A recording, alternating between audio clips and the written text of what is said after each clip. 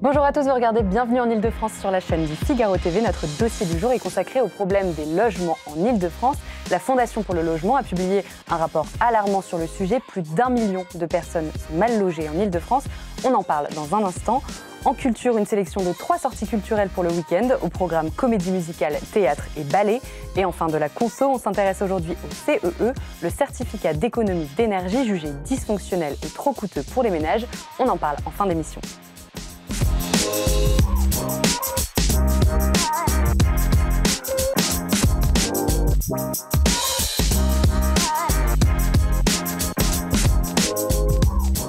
1,3 million de personnes sont mal logées en Ile-de-France, 3 millions de personnes sont fragilisées. C'est le constat alarmant dressé par la Fondation pour le logement. Pour en parler en plateau avec nous, maître Romain Rossilandi, expert en droit immobilier, Jacques Baudrier, adjoint à la mairie de Paris, en charge du logement et de la transition écologique du bâtiment, et Michel Venot, président de l'UNLI, l'Union nationale des locataires indépendants. Merci beaucoup d'être avec nous. Alors pour commencer, un premier chiffre assez impressionnant. En 20 ans, les prix des appartements ont augmenté 4,5 fois plus vite que les revenus. Le premier constat, c'est que devenir propriétaire à Paris, ça semble très compliqué. Oui, tout à fait. Les locataires qui sont, par exemple, dans le logement social, ne peuvent que très difficilement migrer vers le logement privé. Ils n'ont pas les moyens d'acheter, sauf à avoir des programmes d'accession sociale à la propriété, où là, les prix sont encadrés et où c'est possible. Sinon, c'est absolument impensable pour eux, les revenus, à moins d'hériter et d'avoir un capital d'un seul coup qui permette d'acheter, mais sinon c'est impossible. Même pour ceux qui ne sont pas en location, en bail social, 6% des couples locataires du privé seulement peuvent acheter, et le chiffre tombe à quasiment zéro en effet pour ceux du parc social. Oui, mais il faut un capital. Le problème, c'est qu'on ne peut pas emprunter 100%. Donc, il faut avoir un capital. Et le capital, c'est au moins 20%. Si vous n'avez pas 20% du capital, vous arrivez trop difficilement à acheter. Et en plus, compte tenu des taux d'intérêt, même avec des intérêts, ceux qui sont actuellement, en 20 ans ou 30 ans, ça multiplie par 2 le prix du logement. Donc, vous voyez la difficulté que ça peut représenter pour investir, pour un locataire, pour investir. Donc, il faut jouer au loto. Jacques Baudrier, il faut jouer au loto pour être propriétaire à Paris maintenant ? Non, il faut agir pour faire baisser les prix de l'immobilier. Parce que, comme vous le dites, les prix de l'immobilier, dans une trentaine d'années, ont été multipliés par 2 par rapport à l'évolution du niveau de revenu. Donc, il y a des études qui montrent que pendant 2 siècles, en gros, le prix de l'immobilier à Paris était corrélé au niveau de revenu des gens. Et depuis une trentaine d'années, ça a complètement explosé. Donc, il y a une augmentation massive. Pourquoi ? C'est parce que le marché de l'immobilier parisien, avec la mondialisation, les inégalités de revenus qui ont augmenté, il y a une frange de la population, moins de 1% de la population, qui peut s'acheter des biens très chers, qui sont des multipropriétaires. Et aujourd'hui, 30% des logements à Paris sont soit vides, soit sont des résidences secondaires. Donc, c'est des gens qui achètent cash et qui n'est pas leur résidence principale. C'est un bien comme une Rolex, une Tesla, une BMW, une Mercedes, un bien, je dirais, de luxe, de prestige. Et ce qui fait qu'ils peuvent payer des prix que ne peuvent pas payer les ménages. Donc le sujet, c'est la solution, de notre point de vue, c'est de créer des incitations fiscales qui découragent ce type d'investissement. Donc la fiscalité sur les résidences secondaires, sur les logements vacants, comme ça fonctionne ailleurs, au Canada, en Belgique, en Suisse, un peu partout, ou des réglementations comme au Danemark, en Suède, aux Pays-Bas, et pour favoriser les gens qui habitent dans leur logement. Ça, c'est tout à fait possible. Et l'objectif, c'est de refaire revenir les prix aux prix normaux qu'ils auraient dû garder, c'est-à-dire à peu près, l'objectif, ça va être de diviser par 2 à terme le prix de l'immobilier à Paris. Et c'est comme ça qu'on rendra, déjà qu'il y aura beaucoup plus de Parisiens, parce qu'il y aura beaucoup moins de résidences secondaires, et c'est comme ça que les ménages pourront devenir propriétaires à Paris. La majorité des gens à Paris sont évidemment locataires, mais là aussi, les loyers privés, vous en parliez tout à l'heure, ils ont augmenté 2 fois plus vite que les revenus. Pourtant, ce qu'on ne comprend pas trop, c'est que les loyers sont encadrés. Alors oui, les loyers sont encadrés, mais pas depuis toujours, ça c'est le premier point. Et surtout, là c'est l'avocat qui parle, il y a beaucoup de moyens pour échapper à l'encadrement des loyers. C'est assez facile en fait. Et les clients que je rencontre à l'échelle de mon cabinet, la première chose qu'ils viennent me dire, c'est comment je peux investir et échapper à l'encadrement des loyers. Donc ça explique aussi beaucoup aujourd'hui le succès des baux civils. Et donc on fait des baux qui sont extrêmement dangereux d'ailleurs. Alors un bail civil, c'est un bail qui n'est pas soumis à la loi du 6 juillet 1989, donc sur lequel on ne peut pas appliquer l'encadrement, et c'est réservé normalement pour la résidence secondaire du locataire. Dont vous parliez tout à l'heure. Et donc c'est vrai que vous les voyez exposés aussi, j'imagine, en mairie. Donc ça, effectivement, il faut qu'il y ait un contentieux devant le juge des contentieux de la protection, que le locataire demande la requalification de son bail en bail résidence principale, mais maintenant les baux sont de mieux en mieux rédigés. On vous fait signer des clauses en gras en disant je suis bien au courant que c'est une résidence secondaire et que je n'ai pas l'intention d'installer ma résidence principale, etc. Donc il y a un vrai, en fait, à chaque fois qu'on trouve un système pour dissuader un bailleur, on trouve la parade avec des contrats, etc. Donc c'est un peu sans fin, moi j'ai ce sentiment-là. Mais comment ça s'organise cet encadrement des loyers? Comment le consommateur, je ne sais pas, le parent par exemple d'une jeune étudiante qui cherche un appartement à Paris, en région parisienne, comment il s'y retrouve? C'est très simple, l'encadrement des loyers. Ça a été mis en place suite à une mobilisation de la ville de Paris. Donc nous sommes délégataires depuis 2 ans pour la mise en place, le respect de l'encadrement des loyers. Donc déjà, pour voir si un logement le respecte ou pas, il suffit de faire paris.fr/encadrement des loyers sur votre téléphone. Vous rentrez votre adresse, le nombre de mètres carrés de construction. Immédiatement, vous savez si le loyer respecte l'encadrement ou pas en moins de 2 minutes, 1 minute et demie. Et si vous êtes locataire, vous pouvez nous saisir pour qu'on fasse respecter l'encadrement des loyers vis-à-vis de notre propriétaire. Et souvent, on y arrive. Il y a plusieurs centaines de locataires qui l'ont fait, plusieurs milliers qui nous ont contactés, donc ça fonctionne. Dans le cadre où on est dans le cadre de BO 369 respectant la loi de 89. Je vous vois hocher la tête, vous n'avez pas l'air tout à fait d'accord. Effectivement, il y a tout un tas, malheureusement, de façon, comme l'expliquait très bien monsieur, et je ne suis pas en désaccord avec lui, de contourner cette loi. Néanmoins, on estime, on a fait des études économétriques, que l'encadrement des loyers, ça a quand même permis d'éviter une hausse de 6% des loyers, donc c'est quand même beaucoup d'argent en moins pour les locataires, en moins à payer pour les locataires, donc ça a bénéficié. Le problème, c'est qu'il faudrait que l'encadrement des loyers soit, il n'y ait pas de trou dans la raquette du dispositif, comme vient de dire monsieur. Donc nous demandons une pérennisation de l'encadrement des loyers parce qu'il est en stade, il est pour l'instant, il n'est pas appliqué de façon définitive. C'est une période d'expérimentation jusqu'au mois de novembre de l'an prochain. Nous demandons qu'il soit pérennisé et que toutes les façons de le détourner, il y en a plusieurs. Le bail civil, le co-living, le complément de loyer. Le pire, c'est le complément de loyer. Le bail civil, le co-living, il y a toutes les méthodes de détournement. Nous demandons qu'elles soient encadrées par la loi. Et Yann Brossa, qui est sénateur communiste de Paris et qui était adjoint avant moi, et donc a proposé d'ailleurs un projet de loi en ce sens. Donc c'est clair, l'encadrement du loyer, pour l'instant, c'est un dispositif très imparfait, beaucoup mieux que rien, mais notre but, c'est que ça devienne un vrai dispositif efficace. Et notre but surtout, c'est qu'il y ait beaucoup plus d'appartements à louer. Et c'est-à-dire que, surtout, on décourage les résidences secondaires parce qu'aujourd'hui, il y a 300 000 appartements à louer dans le privé de moins qu'il y a 30 ans parce qu'il y a 200 000 résidences secondaires de plus. Alors j'entends, mais comment est-ce que les propriétaires de biens qui veulent louer peuvent être rentables tout en restant honnêtes? Parce qu'il y a aussi la question là, c'est-à-dire que les propriétaires d'appartements à Paris, il y en a de moins en moins et donc de moins en moins qui veulent louer leur appartement. Est-ce que le problème n'est pas là? Michel Venot, je vous pose la question. Oui, à partir du moment où l'offre n'existe pas, c'est la difficulté. Les gens sont contraints et à ce moment-là, c'est pour ça qu'on voit beaucoup de demandeurs de Paris qui vont dans les départements périphériques et qui s'installent et qui font monter par conséquent les prix des loyers dans la petite couronne. Et comme ça, par contagion, ça s'étend sur la totalité de la banlieue parisienne. Après, le problème plus général, même pas que à Paris, je pense qu'il faut redonner envie aux propriétaires bailleurs individuels de relouer son bien et d'avoir confiance, de ne pas avoir peur des impayés de loyer. Moi, mes clients, quand vous avez eu affaire un jour à une procédure d'expulsion, c'est souvent pour ça qu'on vient me voir, mon locataire ne paye pas son loyer. C'est un parcours du combattant, cette procédure d'expulsion. C'est 18 mois encore, à Paris ça se passe bien, mais là j'ai un dossier à Longjumeau, première date d'audience, février 2027. Donc en attendant, il ne paye pas les loyers, mon client ne peut pas rembourser son crédit, etc. Donc c'est une catastrophe. Une fois que vous avez eu affaire à une procédure comme ça, c'est terminé. Le client, le propriétaire ne veut plus jamais relouer. Soit il vend son bien, soit il essaie, et ça vous le savez, vous n'allez pas me contredire, de faire du Airbnb. Parce qu'il va se dire, les touristes, à la fin de leur séjour, ils vont partir. Encore que c'est même plus le cas aujourd'hui, parce que maintenant, on squatte. Après, ça, c'est encore la nouvelle faille des squatteurs. Donc j'ai l'impression qu'aujourd'hui, les propriétaires bailleurs ont peur d'investir. D'ailleurs, on l'a dit, investir à Paris, il n'y a pas un primo-accédant qui peut acheter à Paris, c'est impossible.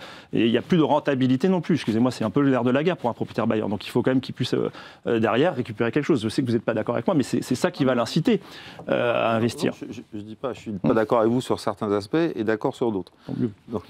Alors, déjà, si vous voulez louer à Paris, si vous avez un bien et que vous voulez louer en ayant une garantie d'avoir votre loyer payé, et pas de problème, tel qu'a indiqué monsieur. la mairie de Paris subventionne un système qui s'appelle louer solidaire et sans risque. Ça veut dire que vous nous donnez votre appartement à louer, on vous garantit le loyer, on vous garantit de vous le rendre et de faire les travaux, zéro risque. Donc ça, c'est un dispositif financé par la ville. Ça paraît idéal, là, vu comme ça. Louer solidaire et sans risque, tapez sur Internet, il y a 1200 appartements à Paris qui sont loués comme ça. Donc ça, c'est possible. C'est marginal quand même. Oui, non, mais en tout cas, ça existe. Pour des gens qui sont inquiets, nous, la ville finance un dispositif qui garantit le paiement du loyer aux propriétaires. Moi, je connaissais Visa, faites bien d'en parler parce que voilà. Donc, et puis il y a aussi Visal, il y a un certain nombre de garanties. Après, le sujet que dit monsieur, c'est qu'effectivement, à Paris, la rentabilité d'un investissement locatif est plus faible qu'ailleurs parce que les prix de l'immobilier, on en revient à votre prédiction, sont beaucoup trop élevés. Et pourquoi les prix sont trop élevés? C'est parce que les investisseurs dans le locatif qui pourraient louer à des gens qui habitent dedans à long terme, ce qui ne nous pose pas de problème, eh bien, ils doivent payer un prix, ils sont en concurrence avec des gens qui ont beaucoup d'argent, qui achètent des biens pour des résidences secondaires. Le problème, c'est qu'on en revient toujours au même problème, le marché est complètement déséquilibré parce que le prix est aligné sur le prix que peuvent payer les propriétaires de résidences secondaires qui peuvent acheter des biens à 15 000 € le mètre carré. Donc notre sujet, si on veut sauver le marché locatif privé à Paris, le sujet, c'est donc de faire baisser les prix et donc de décourager ceux qui font monter les prix, qui ne sont pas les investisseurs dans le locatif, qui sont les acheteurs de résidences secondaires. Et autrement, nous, pour permettre l'accession sociale à la propriété, ce qu'on propose avec la ville de Paris, c'est un système de bail réel solidaire. Donc on vous vend la mairie investie, on vous construit un immeuble, souvent de qualité, et on vous vend l'utilisation du logement, vous l'achetez à moins de 5 000 € le mètre carré, mais par contre, c'est un produit non spéculatif que vous ne pouvez revendre qu'au même prix. Oui, mais les propriétaires vont peut-être vouloir faire de la marge. Oui, mais nous, alors, comme il y a l'argent public qui finance ce dispositif, évidemment, nous, on ne va pas donner de l'argent public pour faire de la rente, mais c'est le système. Sur le papier, c'est une belle idée, mais est-ce que ça fonctionne vraiment? Ça fonctionne. Il y a 11 000, je suis président de la foncière de la ville de Paris qui organise ça.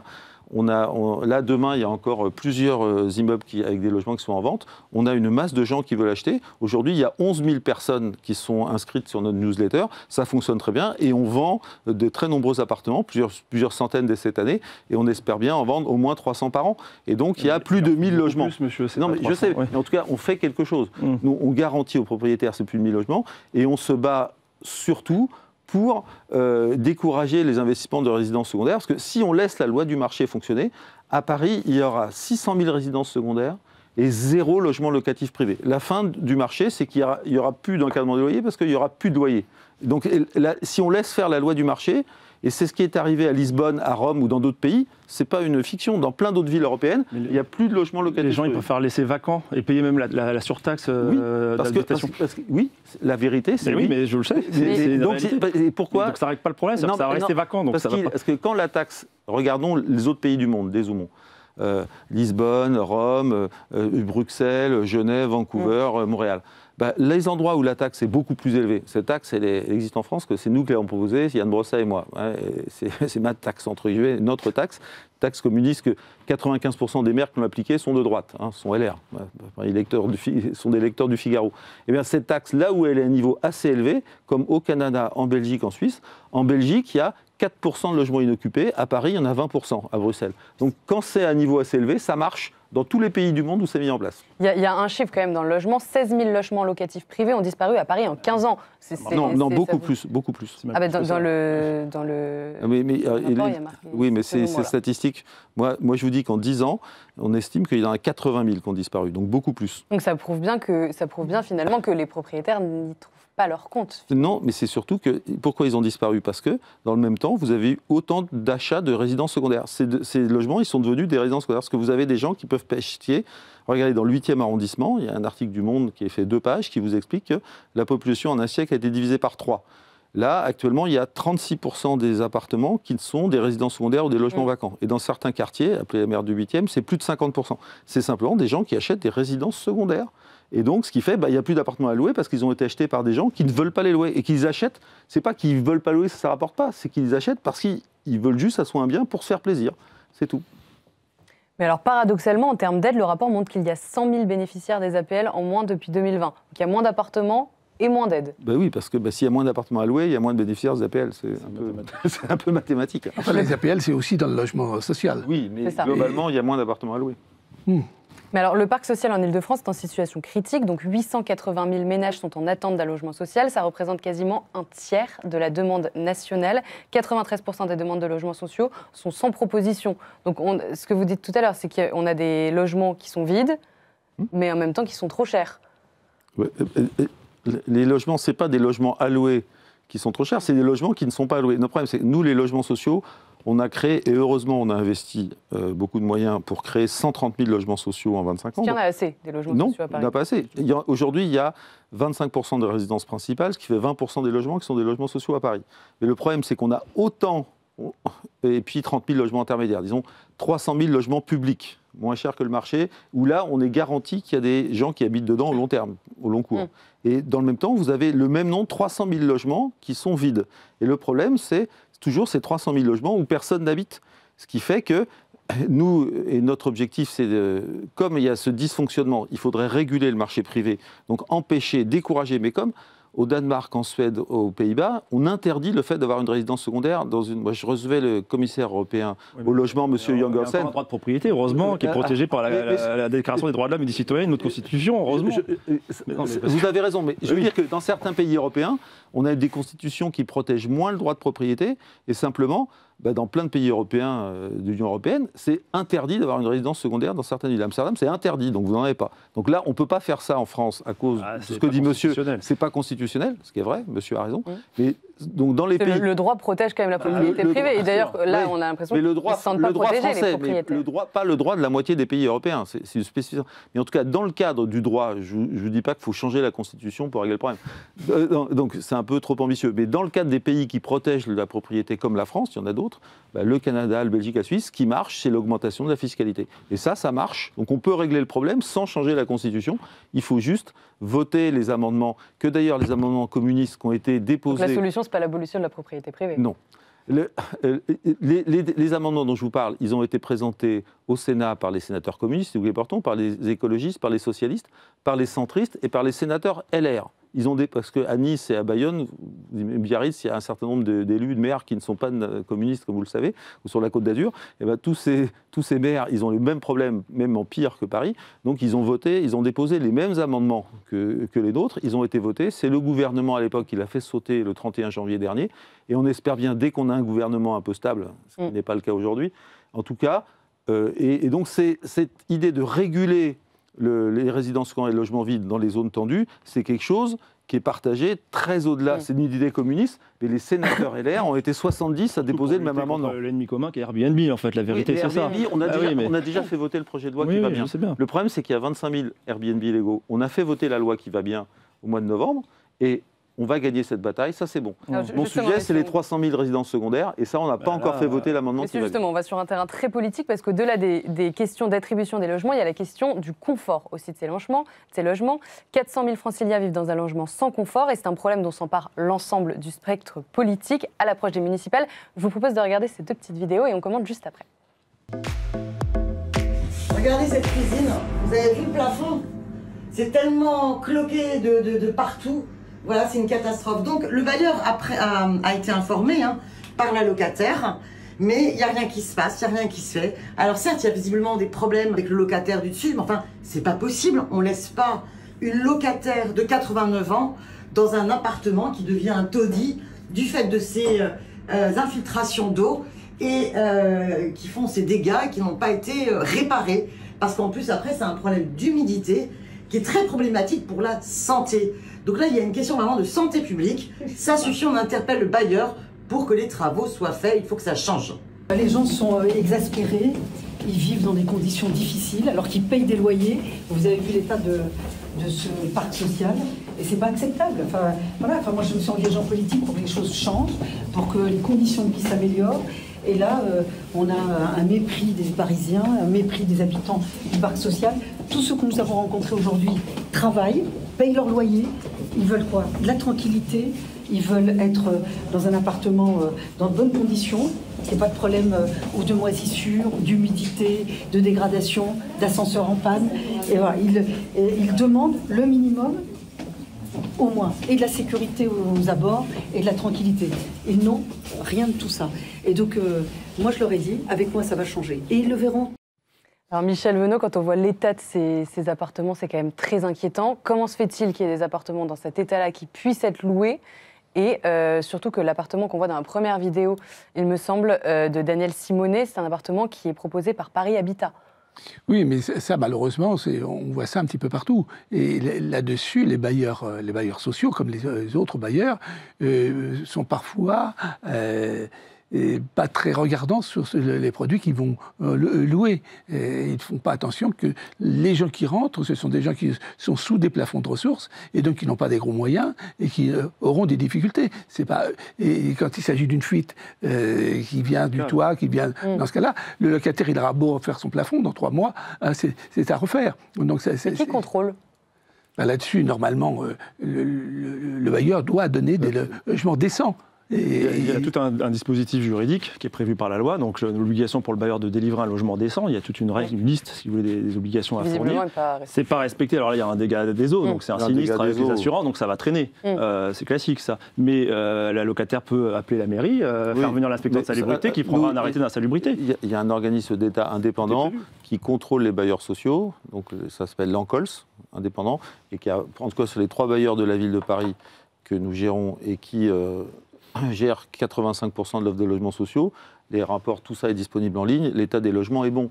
Et nous investissons beaucoup, nous avons déjà rénové les logements sociaux de Paris, c'est ceux les plus rénovés de France, où il y a le plus gros investissement avec des très bons résultats, tout ça est évalué par les organismes indépendants. Donc on investit beaucoup, d'ailleurs parce que la mairie investit beaucoup d'argent pour produire et entretenir le parc social. Moi, mon budget annuel est de 800 millions d'euros. Pour la production de logement social, c'est 600 millions. C'est plus que le budget de l'État pour la production du logement social dans toute la France. Est-ce que c'est suffisant? Alors, moi, je pense qu'il faudrait toujours en avoir plus, mais on a déjà plus de moyens que l'État pour toute la France. Et pour nos bailleurs sociaux, ils sont beaucoup plus financés que les autres bailleurs. Et quand je vois Madame Dati nous expliquer que le logement social... Alors, j'avoue, je ne sais pas dans quel immeuble c'est, chez quel bailleur social. C'est peut-être un bailleur qui n'appartient pas à la ville, je n'en sais rien. Elle ne nous a pas précisé. Mais en tout cas, elle est membre d'un gouvernement qui a appliqué une baisse de dotation, la réduction de loyer solidaire, qui a ponctionné 1,3 milliard sur les finances des bailleurs. Donc nous subventionnons énormément nos bailleurs à Paris. Toutes les collectivités n'ont pas les moyens de le faire. Donc il y avait le congrès de l'Union sociale d'habitat des bailleurs sociaux à Porte de Versailles il y a une semaine, et tous les bailleurs sociaux de France hurlaient contre les réductions de crédit et donc la pression qu'ils ont qui les empêche d'investir. Nous, à Paris, on met beaucoup d'argent, donc on investit. Je ne vous dis pas que parfois, il n'y a pas un dégât des eaux avec un problème. Évidemment, moi, je m'en rends régulièrement, il y a 270 000 logements. Tout n'est pas parfait. Il y a des dégâts des eaux. Quand vous avez 270 000 logements, ça n'existe pas qu'il n'y ait pas de dégâts des eaux. Mais en tout cas, on investit beaucoup. C'est quand même un phénomène qu'on voit beaucoup sur les réseaux sociaux, etc. Des étudiants qui disent « regardez l'état ». En tout cas, mais dans le parc social de la ville de Paris, nous agissons. Moi, chaque semaine, ce soir, je vais visiter un ensemble d'immeubles qui est entièrement rénové. Les logements sociaux de Paris sont ceux les plus rénovés, tout simplement parce qu'il y a plus de moyens, plus d'argent. Voilà, donc ça c'est clair. Et s'il y a un problème, ça peut arriver. Moi, je suis très régulièrement sollicité, j'y vais, il n'y a pas de souci. Donc c'était le cas d'ailleurs de l'immeuble où était Madame Simonet. Mais voilà, en tout cas, mais le sujet, il faut que le logement social ait des moyens. Et là où il y a le plus de problèmes, ce n'est pas dans le parc social, c'est dans le parc privé, parce qu'il y a 60% des logements privés à Paris sont des passoires thermiques, EFG. Donc vous êtes d'accord avec ce constat? Il a un peu raison, sauf qu'effectivement, eux, ils ont les moyens d'aider les bailleurs sociaux. Par contre, les bailleurs privés, personne ne les aide. Et en plus, ils sont un peu abandonnés, en fait, les propriétaires privés. En plus, aujourd'hui, de faire des travaux très importants, parce qu'effectivement, là, par exemple, si vous avez un mauvais DPEG depuis le 1er janvier, vous ne pouvez plus louer. Non. Donc c'est quand même. Mais qu'est-ce qu'on en fait de ces logements? Il faut faire les travaux. Et il y a des difficultés pratiques que je rencontre sans arrêt, surtout à Paris, parce qu'on a des immeubles en copropriété, avec souvent des beaux immeubles, des façades haussmanniennes, etc. Donc l'isolation par l'extérieur, on oublie, l'ABF ne donne pas son accord. La copro ne veut pas voter les travaux. Donc même si le bailleur est de bonne foi, de bonne volonté, et prêt à financer les travaux, il sera bloqué par la copropriété et par les. Malheureusement, c'est une réalité. Il y a assez d'aides pour ces propriétaires qui seraient de bonne foi, qui voudraient bien louer leur appartement, mais ça coûte une fortune. Ça coûte une fortune, et puis je veux dire là, je vais prendre la défense des locataires, c'est-à-dire que les locataires aussi d'un autre côté, s'ils veulent faire des travaux d'isolation, etc. chez eux, parce que le bailleur ne le fait pas, c'est pas financé, il n'y a pas d'aide. Le bailleur devra reloger aussi à ses frais les locataires pendant les travaux. C'est très difficile de donner un congé pour faire des travaux. C'est pas alors on peut considérer que c'est un motif légitime et sérieux, mais il y a une chance sur deux que ça soit retoqué au tribunal, que vous soyez obligé après de reloger à vos frais à l'hôtel pendant des mois ou dans un Airbnb, c'est un comble. Mais moi je l'ai dans les dossiers ça. Et donc le bailleur il est écœuré, après c'est terminé. Il peut plus rien. Le sujet, c'est que la loi, et là on est en partie d'accord avec monsieur, il m'a dit que j'avais en partie raison, voilà. C'est que la loi a dit qu'il y a un certain nombre de logements qui sont indécents. Donc à Paris, c'est 60% de locatif privé, c'est plus de la moitié des logements privés qui sont considérés, qui seront en 2034 indécents à louer. Donc c'est quand même fort comme mesure. Mais derrière, il faut apporter les aides pour que ces logements soient rénovés. Donc l'État a mis en place MaPrimeRénov' copropriété. Nous, la ville de Paris, et c'est le cas seulement à Paris, on apporte des aides complémentaires très importantes qui fait qu'on est en train de rénover. On en est à 19 000 logements rénovés. Là, cette année, on va rénover 6 000 logements. L'an dernier, c'était 2 000. L'an prochain, c'est 10 000 à 12 000. Donc on est en train de faire exploser la rénovation. Mais c'est parce qu'on met plein d'argent en plus. Et c'est difficile d'aller au même rythme que les interdictions de louer. Vous ne communiquez pas là-dessus, parce que les bailleurs... Monsieur, on a fait des réunions publiques dans toutes les mairies d'arrondissement. Les réunions publiques, dans le 15e arrondissement, il y avait 600 personnes dans la salle, 400 dans une salle avec retranscription, plus des gens en Facebook Live. On a eu plus de 30 000 copropriétaires dans nos réunions publiques, dans tous les arrondissements. On a fait le tour de tout Paris. Donc on communique beaucoup. Il y a plein de gens qui veulent rénover leurs immeubles, et tant mieux. Le problème, c'est que l'État, comme ça coûte des sous, MaPrimeRénov', a coupé les vannes aux rénovations de maisons individuelles au mois de juillet, et nous qu'on est menacés. Donc nous, on apporte une aide en plus de l'aide de l'État. Mais il faut que l'État nous donne cette aide. Pour 2025, on a l'aide, mais l'an prochain, là, on a de quoi financer 5 000 logements. L'an prochain, c'est 10 000, et donc il faut que l'État double le budget affecté à la mairie de Paris, donc passe de 50 à 100 millions d'euros, et j'ai aucune garantie de cela. Donc il y a plein de copropriétaires à Paris, comme partout en France, qui n'ont pas la garantie d'avoir l'argent de l'État. Michel Venot, vous êtes d'accord avec ce constat ? Oui, mais là-dessus, le financement, c'est pas le locataire qui doit supporter, c'est... non, c'est le propriétaire. Non, mais ce sont des choix que aussi doivent faire les bailleurs sociaux. Là-dessus, les bailleurs sociaux doivent une qualité, justement, pour des gens qui sont plus fragiles. Alors, on parle des fuites, mais il y a aussi quelque chose qui gêne beaucoup les locataires, les troubles de jouissance qui sont dus à la présence de dealers dans les cages d'escalier. Sécuritaire. Et ça, c'est quelque chose qui est vrai. Et là-dessus, ce n'est pas les travaux qui vont changer quelque chose, c'est une volonté politique de se dire, voilà, on doit faire cesser ces situations. C'est aussi le problème du bailleur, ça. C'est pas le problème que du locataire. C'est le problème. Il y a beaucoup de problèmes qui incombent au bailleur. Le bailleur, c'est lui à la fin qui paye. Ça, il n'y a qu'une seule règle, c'est le bailleur qui doit fournir un logement décent à son locataire, effectivement, sans trouble de jouissance, sans trouble de voisinage, etc. Donc c'est un vrai sujet. Ça contribue aussi à la volonté des bailleurs d'arrêter de louer, parce que c'est trop compliqué, c'est trop risqué. Dans le parc social, il faut des moyens financiers. Nous, on finance aussi un groupement d'intervention pour la sécurité à Paris, de GPIS. Ça coûte de l'argent, mais ça assure la sécurité, c'est très demandé. Tous les maires d'arrondissement le demandent d'ailleurs. Donc pour le parc social, il faut investir, il faut de l'argent. Et le gouvernement auquel appartient Madame Dati... Elle en parle d'ailleurs dans la vidéo, on ne l'a pas montré, mais elle en parle de la question sécuritaire. Oui, non, mais en gros, elle a enlevé des moyens aux bailleurs sociaux comme jamais. C'est vrai que le gouvernement a été beaucoup plus dur que le gouvernement de M. Sarkozy, que le participait. Les gouvernements Macron ont été extrêmement durs, donc ils ont coupé les moyens des bailleurs sociaux de façon caricaturale. Heureusement, à Paris, on a investi, on les soutient, mais ce n'est pas le cas partout.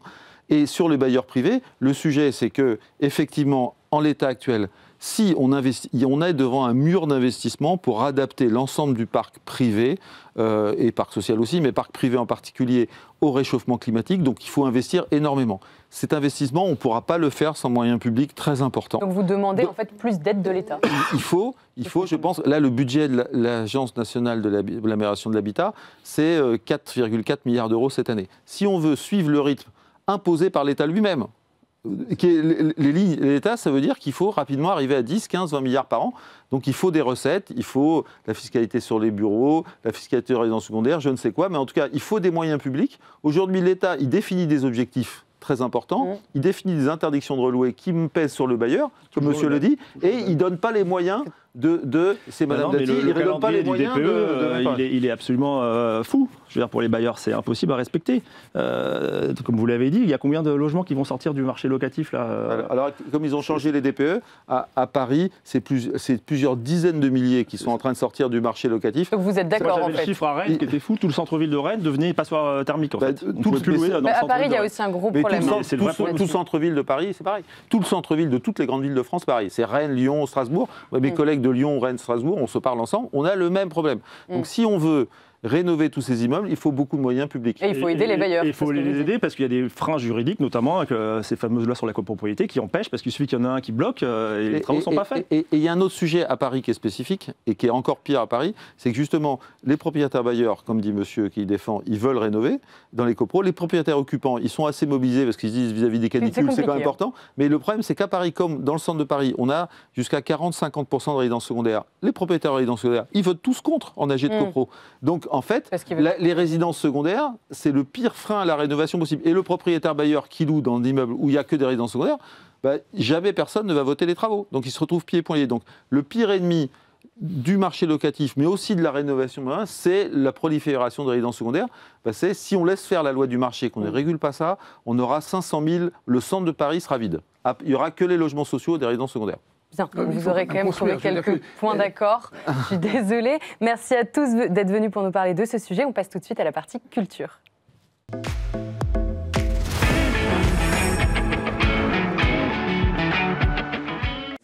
La culture aujourd'hui, c'est la sélection de Bernard Babkin, journaliste culture au Madame Figaro. Merci beaucoup d'être avec nous. Alors, votre première sélection, Bernard, c'est une comédie musicale qu'on connaît bien, Les Demoiselles de Rochefort, qui se joue au Théâtre du Lido. Oui. Alors, je ne résiste pas. On va d'abord regarder un petit peu. Ah bon, j'ai cru qu'on allait chanter. Avant de commenter, on va pouvoir chanter pendant.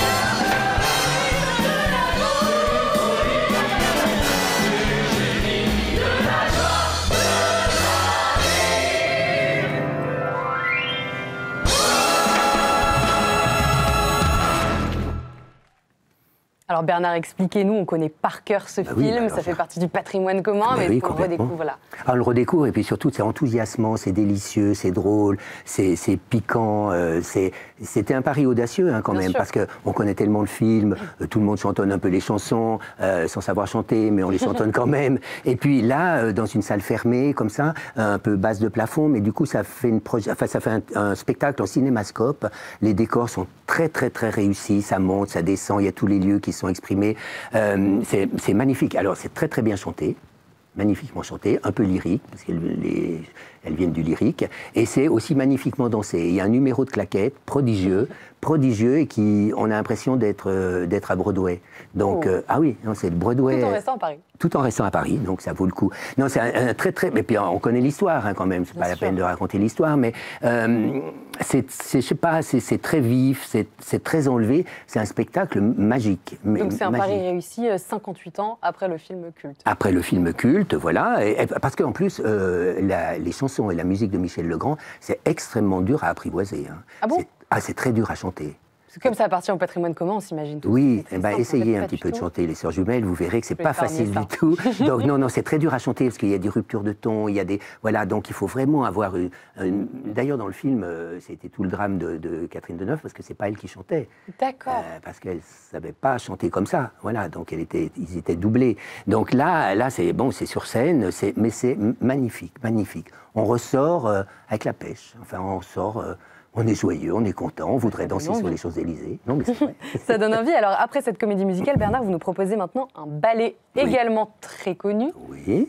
Le Lac des Cygnes. Alors là, c'est Swan Lake. Donc, c'est le Lac des Cygnes, c'est d'après le Lac des Cygnes. C'est un ballet qui a été créé, c'est Matthew Bourne, qui est un danseur et chorégraphe anglais, qui a créé ça il y a 30 ans. Et il y a 30 ans, c'était assez audacieux de faire cette version-là, parce qu'il a beaucoup d'humour, Matthew Bourne. Donc, dans la pièce, donc ce Lac des Cygnes, il se moque, il y a une petite ironie assez drôle sur la reine, sur le roi. Donc ça, il a gardé ça, ça se passe dans les années 50, 60, 70, on sait pas très bien. Il arrive à nous faire rire sur le Lac des Cygnes. Oui, il arrive à nous faire rire sur le Lac des Cygnes, et il arrive aussi à nous surprendre, parce que le prince, qui est normalement amoureux d'une femme, Ben là, il est amoureux d'un cygne, d'un homme.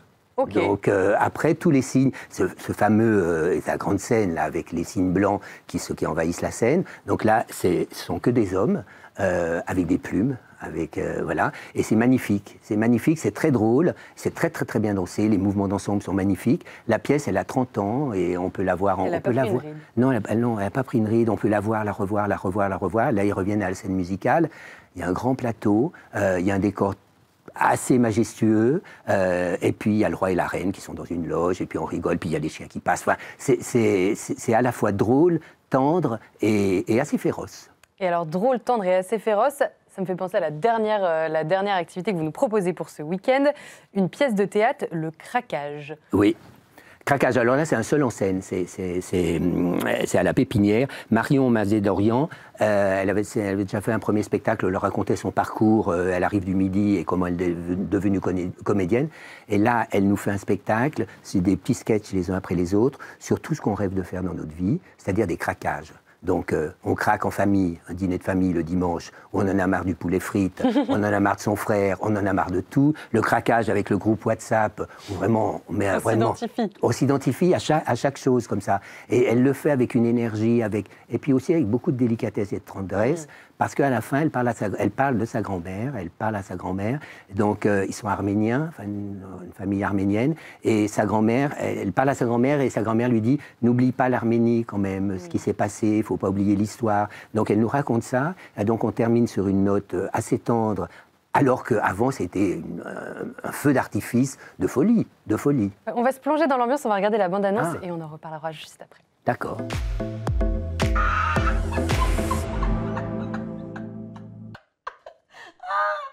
Je vous annonce, je coupe tout. Tout. Tu coupes quoi? Je coupe là le groupe WhatsApp de la famille, je le quitte. Hein? Comment est-ce qu'il s'appelle là déjà, ce groupe de merde? Où il faut liker toutes les 2 secondes les conneries des uns, les emmerdes des autres. La troupe à Valoche. Voilà, la troupe à Valoche. Eh ben ça dégage. J'en ai plus rien à foutre. Toi là, les photos de ton fils depuis la naissance, en bleu, en rouge, en vert, hein, il mange, il chie, on s'en fout, putain. Mais qu'est-ce qu'on s'en fout? Je t'aime, hein, mais qu'est-ce qu'on s'en fout? Tout le monde s'en fout. Ça, personne te le dira. Bah non, évidemment, Noël. Mais vous le faites où vous voulez cette année, je m'en carre le fion. Oh, Marion. Ça rime. Marion Fion, c'est super, tu vois? Hein? Et puis quand t'es pas sur moi pour cuisiner, hein? Parce que l'année dernière, j'ai pas eu un merci. Alors cette année, vous boufferez du Picard. Comme chez Valentine, hein, où tout le monde dit que c'est dégueulasse. Oh, c'est pas mauvais le Picard. Bah non, c'est pas mauvais. Moi j'adore le Picard, tout le monde adore de toute façon, donc je me fais pas chier cette année. Hein? Et toi alors Valentin, génial. Hein? Il est où Valentin? Hein? Avec ses vidéos complotistes à 2 balles à nous faire chier aussi toute l'année, putain. Mais qu'est-ce qu'on se fout de ta gueule toi? Alors toi tu le sais pas, hein?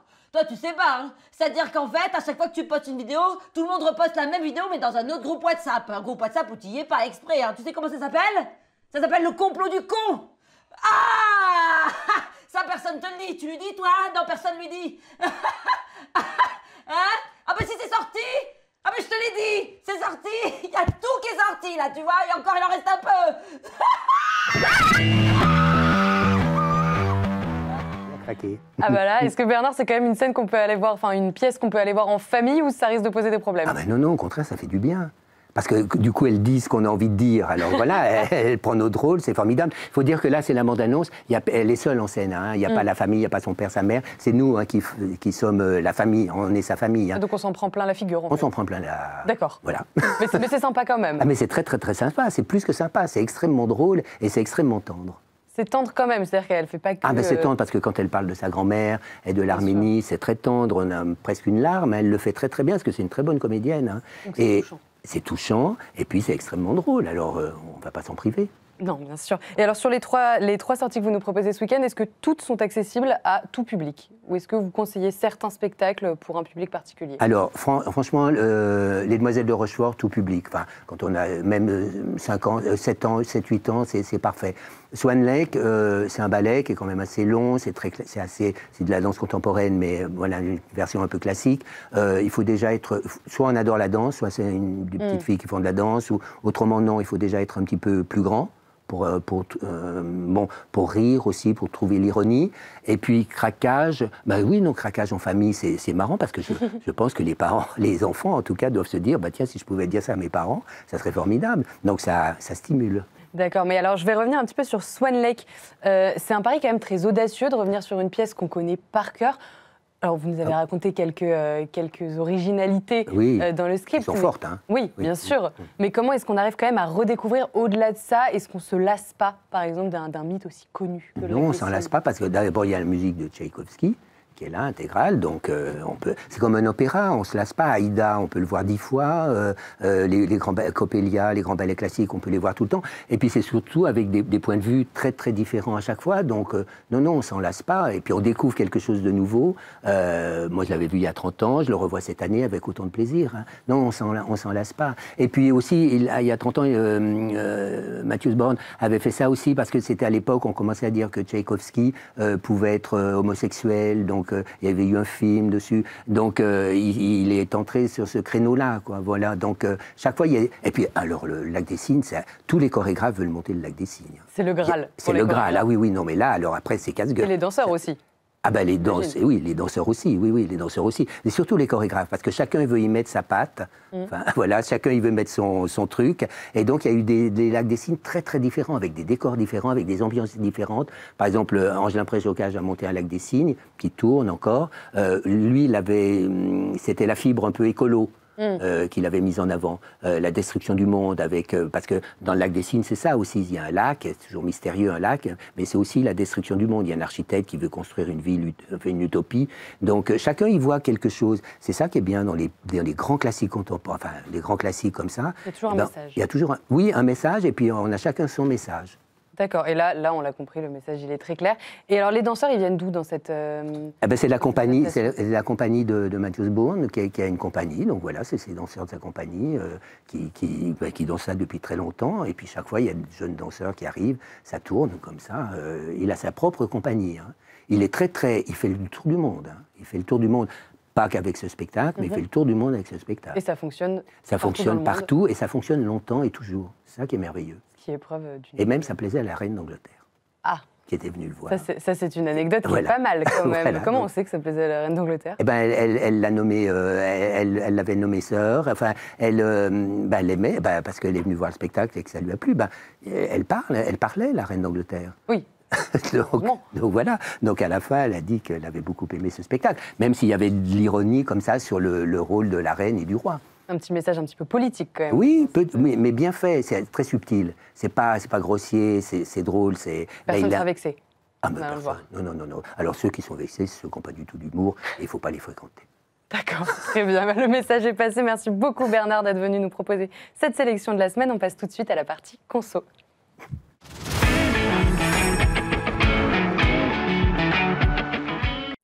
De la consommation, on s'intéresse aujourd'hui au CEE, le certificat d'économie d'énergie. Pour en parler en plateau avec nous, Clarisse Berger, vous êtes chargée de mission énergie et logement pour l'UFC Que Choisir. Merci beaucoup d'être avec nous. Tout d'abord, qu'est-ce que le CEE? Je pense que c'est très flou pour beaucoup. Alors les certificats d'économie d'énergie, c'est un dispositif réglementaire qui a été créé en 2005 et en fait qui vise à contraindre les fournisseurs d'énergie, donc EDF, Engie, Total, à encourager leurs clients, donc les entreprises et les particuliers, à réaliser des économies d'énergie. Et pour cela, en fait, à leur verser des primes qu'on appelle les primes C2E à chaque fois qu'ils vont réaliser soit des travaux de rénovation dans leur logement, soit des travaux de décarbonation de leur site industriel, par exemple. Donc en théorie, les C2E, j'ai dit CE, mais c'est les C2E, sont un dispositif qui semble extrêmement pertinent, mais en théorie. Oui, alors c'est vrai que sur le papier, ça semble être un vecteur très intéressant de financement de la rénovation énergétique. Le problème, en fait, c'est qu'il demeure actuellement encore peu transparent, très opaque et manquant d'efficacité. C'est pour ça qu'on appelle à sa réforme profonde.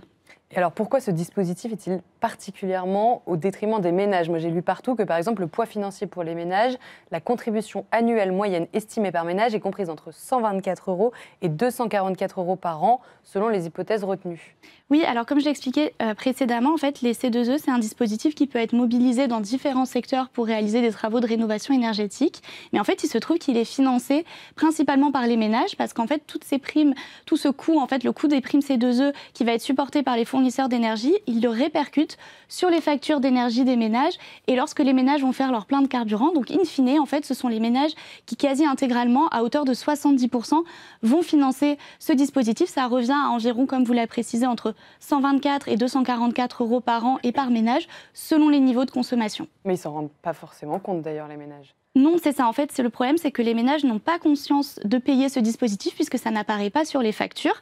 Donc, en fait, ils y contribuent, mais ils ne savent pas à hauteur vraiment de combien. Nous, c'est des estimations qu'on a faites au regard du fait que en fait, ce sont les niveaux de consommation qui vont déterminer à hauteur de combien est-ce qu'on contribue au C2E. Donc, par exemple, si on consomme beaucoup, on va contribuer de manière très conséquente au dispositif. Et ça risque pas de s'améliorer parce que compte tenu des annonces récentes du gouvernement qui prévoit d'augmenter de 25% la contribution des CEE au financement des travaux d'efficacité énergétique, est-ce qu'on peut craindre donc une augmentation des factures? Ça semble assez logique. Oui, en effet, puisque comme je l'ai expliqué, en fait, le coût des C2E est répercuté intégralement par les fournisseurs. Donc si on augmente le niveau d'obligation, donc là, ça serait à peu près de l'ordre de 25%, ça va être un coût supplémentaire pour les fournisseurs et du coup, on peut s'attendre en effet à une augmentation des factures. Mais alors, les montants de ces primes C2E, elles varient fortement selon l'opérateur et l'offreur. Les simulateurs en ligne donnent des estimations très différentes. Comment est-ce qu'on explique ça et comment est-ce que les consommateurs peuvent s'y retrouver? Parce que c'est un peu ça le principal. Oui, donc c'est un autre sujet. On parle d'opacité de ce dispositif parce qu'en effet, à la différence de l'aide publique à la rénovation énergétique, par exemple MaPrimeRénov', quand les ménages souhaitent faire des travaux de rénovation, notamment des travaux de rénovation ambitieux, ils vont passer par l'ANA, donc il y a un guichet unique et ils vont pouvoir bénéficier à la fois des C2E et de MaPrimeRénov'.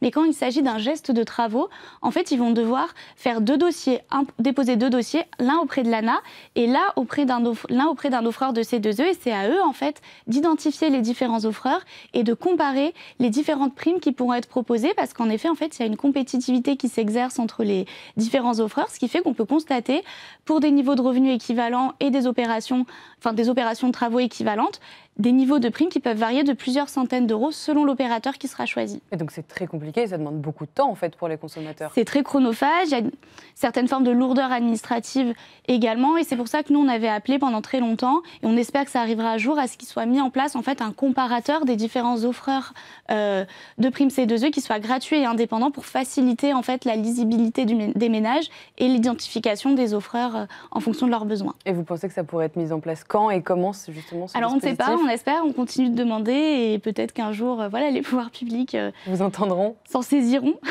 Et alors justement, l'efficacité de ces primes, elle est d'ailleurs souvent contestée.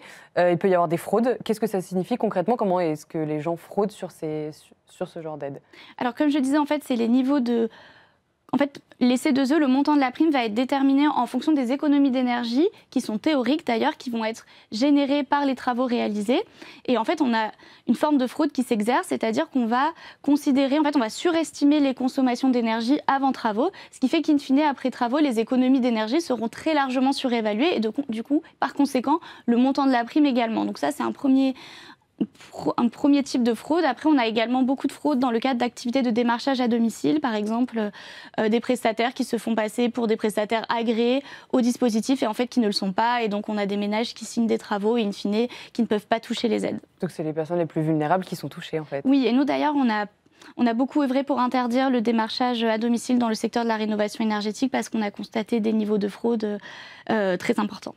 Très bien. Et donc, il y a un manque de contrôle sur l'utilisation réelle de ces aides, en fait. Vous appelez à plus de contrôle. Alors, nous, on n'appelle pas forcément à plus de contrôle parce qu'on sait qu'actuellement, c'est quand même... Ce problème a été assez identifié. Nous, ce qu'on souhaiterait, c'est, comme j'expliquais, en fait, que les niveaux d'économie d'énergie qui sont annoncés avant des travaux correspondent aux économies d'énergie réelles qui vont être exercées après travaux, parce que ce qui se passe actuellement, c'est que le montant des aides est déterminé sur la base d'économies d'énergie théoriques. Et je vais vous donner un exemple très concret. Par exemple, si on décide de changer son système de chauffage, sur le papier, ça va permettre de générer des économies d'énergie très conséquentes. Mais si on n'isole pas, in fine, on va certes avoir changé le chauffage, mais dans pratique, on ne va pas forcément baisser ça ne va pas être optimisé. On ne va pas baisser autant nos consommations d'énergie qu'on aurait pu le faire si on avait auparavant réalisé des travaux d'isolation. Donc est-ce que vous pouvez donner justement des conseils pour les ménages pour ne pas se faire avoir et pour essayer d'optimiser au mieux ces dépenses? par rapport au certificat d'économie d'énergie, nous, ce qu'on conseille aux ménages, c'est déjà, bon, quand même, il y a un site du gouvernement, le site France Rénov, qui permet de s'y retrouver un petit peu, mais vraiment de toujours vérifier que le prestataire est bien agréé, reconnu garant de l'environnement, sinon on ne peut pas toucher les aides. Et évidemment, bien réfléchir, bien se faire accompagner pour réaliser des travaux, même si c'est pas forcément d'une pierre deux coups, qu'on choisit d'échelonner un petit peu nos travaux, de toujours bien réfléchir pour optimiser au maximum la performance. On parlait d'inégalité tout à l'heure, d'accès à ces aides. Et justement, vous dénoncez le fait que c'est une aide qui est assez inégale et injuste, parce qu'en réalité, les locataires, les ménages modestes et les habitants des zones rurales payent beaucoup plus qu'ils ne bénéficient de cette aide. Oui, en effet, parce que comme j'expliquais, ce sont, à la différence de MaPrimeRénov', où on va y contribuer en tant que contribuable, donc en fonction de nos revenus via l'impôt, les C2E, c'est les niveaux de consommation qui vont déterminer à hauteur de combien est-ce qu'on contribue au dispositif. Par conséquent, je vais donner un exemple très concret, un ménage qui vit en zone rurale, dans une passoire thermique qui a des revenus modestes, va contribuer davantage au C2E qu'un ménage habitant en zone urbaine, dans un logement performant. Et on sait à peu près qu'en zone rurale, les ménages contribuent à hauteur de 26% de plus qu'en zone urbaine quand ils sont chauffés à l'électricité et 29% pour le gaz. Et comme vous l'avez justement souligné, les locataires finalement contribuent quasiment au même titre que les propriétaires au dispositif. Ils ont beaucoup moins l'opportunité de les mobiliser. Et ça se ressent sur la facture, mais est-ce que ça contribue vraiment à la neutralité carbone en France, toutes ces aides et tous ces efforts ? Alors évidemment, on a besoin d'aide pour inciter les ménages à se lancer dans les travaux. Le problème, et nous ce qu'on déplore, c'est qu'on observe quand même un désengagement, si vous voulez, des pouvoirs publics sur ces sujets. On voit que l'aide MaPrimeRénov' a été rabotée et on observe une tendance en fait à vouloir déplacer MaPrimeRénov' vers les certificats d'économie d'énergie.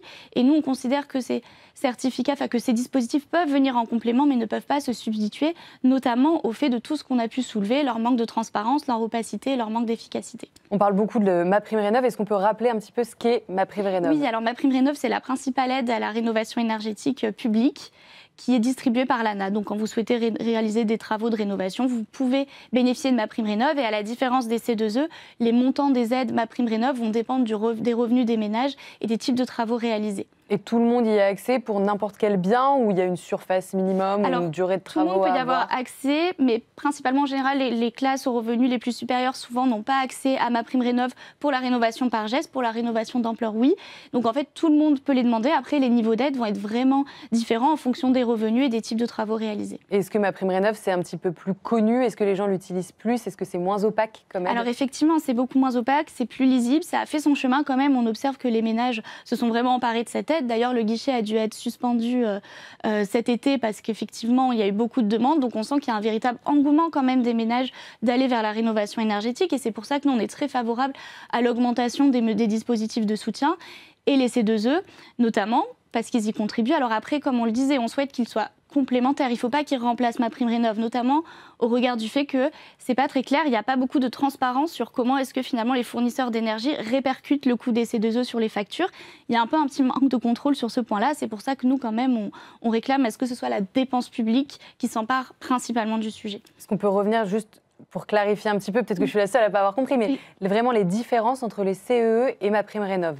Alors la différence, c'est que MaPrimeRénov', c'est un dispositif public, donc il est financé par les ménages en tant que contribuables via l'impôt, donc en fonction de leurs revenus. Et les C2E, c'est un dispositif en fait qui est financé par les fournisseurs d'énergie, mais dont le coût est répercuté intégralement sur les factures d'énergie et lorsqu'on fait le plein de carburant. Mais ça, les ménages ne le savent pas forcément. Et ça, les ménages ne le savent pas. Bien sûr. Et donc, on va revenir sur les recommandations. Donc, est-ce qu'il vaut mieux que quelqu'un aille d'abord vers MaPrimeRénov' ou est-ce qu'il vaut mieux aller d'abord vers les CE, ou ça dépend vraiment des situations? Ça dépend des situations. Quand vous avez un projet de rénovation énergétique d'ampleur, donc ambitieux, vous pouvez aller directement auprès de l'Agence nationale de l'habitat, donc qui va distribuer MaPrimeRénov', et vous pourrez bénéficier des C2E et vous n'aurez qu'un seul dossier à constituer, puisque c'est l'ANA, c'est une exception en fait qui va s'occuper en fait également de verser les primes C2E. En revanche, quand vous souhaitez réaliser qu'un seul geste de travaux, donc ça peut être des travaux d'isolation ou des travaux, un changement de système de chauffage, eh bien là, il faudra faire deux dossiers différents, c'est-à-dire contacter une première fois l'ANA et ensuite aller à la recherche d'un offreur de C2E. Les aides sont cumulables, mais ce n'est pas un guichet unique en fait pour y accéder. C'est pour ça qu'on parle de lourdeur administrative, parce que les ménages finalement vont devoir déposer des dossiers différents pour pouvoir cumuler différents dispositifs d'aide. D'accord, donc plus d'aides et plus de ménages qui peuvent en profiter aussi, j'imagine. Oui, alors c'est vrai que les C2E, à la différence de MaPrimeRénov', c'est qu'il n'y a pas de condition de revenu pour en bénéficier. Donc ça peut être un avantage car en effet tous les ménages peuvent en bénéficier. Le problème, c'est aussi quelque chose qu'on constate, c'est que finalement les montants des primes ne sont pas très différents selon les revenus des ménages, à part dans le cadre d'opérations, ce qu'on appelle les opérations coup de pouce pour certains travaux, où là les montants des primes vont être un petit peu sponsorisés et on constate la différence entre les niveaux de revenus. Mais sinon, habituellement, ils sont assez similaires, et ce qui est aussi quelque chose qu'on conteste, parce que bon, on n'est pas toujours dans la même situation selon nos niveaux de revenus, donc c'est important de vraiment de soutenir en priorité les ménages modestes et très modestes. Merci beaucoup Clarisse Berger d'être venue sur ce plateau pour nous parler du point conso avec l'UFC Que Choisir. Merci à vous d'avoir regardé cette émission et moi je vous dis à demain sur la chaîne du Figaro TV.